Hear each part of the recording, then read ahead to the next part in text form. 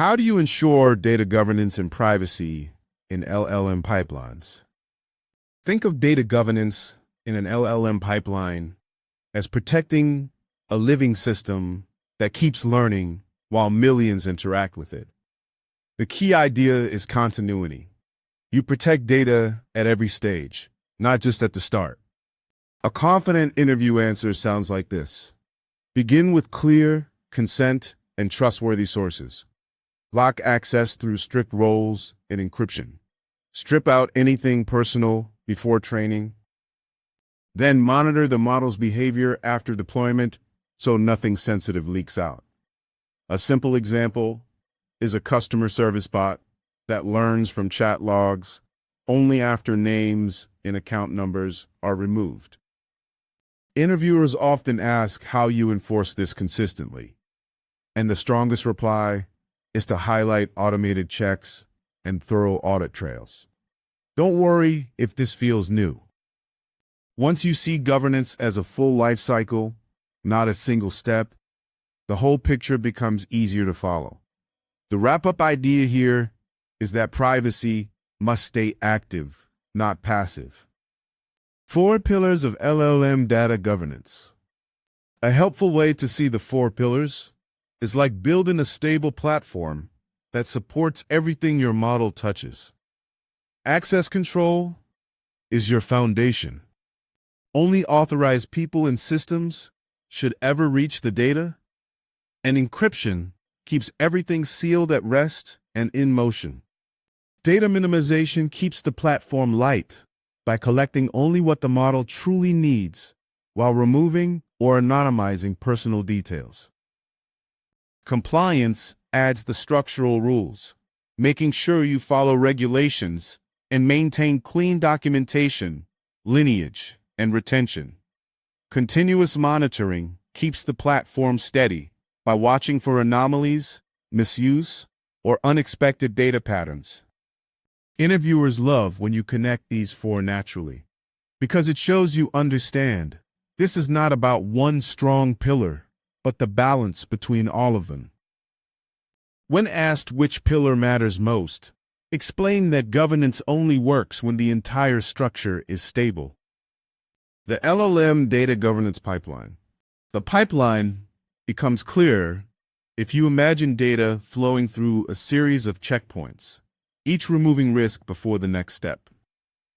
In collection, you confirm consent and verify that the source is legal and reliable.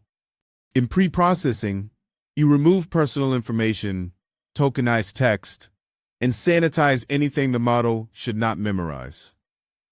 During training, secure compute and federated learning help you protect sensitive data by keeping it local while still improving the global model. After deployment, you filter outputs to catch unsafe content and watch for bias or leakage.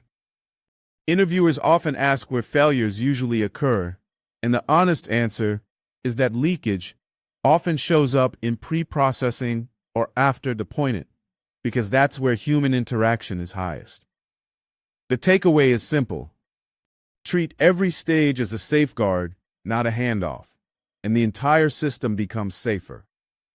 Key follow-up questions you'll face. Most interviewers probe 3 areas because they reveal your depth. First is handling PII and training data. The strongest answer explains how you anonymize, pseudonymize, or generate synthetic versions so the model learns patterns without memorizing identities. Next is data retention. Think of it like managing a clean workspace. You keep only what is needed, remove clutter automatically, and use audits to ensure nothing lingers longer than allowed. Finally, they'll ask about preventing data leakage. Here you show maturity by mentioning prompt injection guards, output sanitization, and regular red teaming to catch weaknesses before attackers do. If someone presses you on common mistakes, explain that output leakage is easy to overlook because models naturally echo patterns they've seen.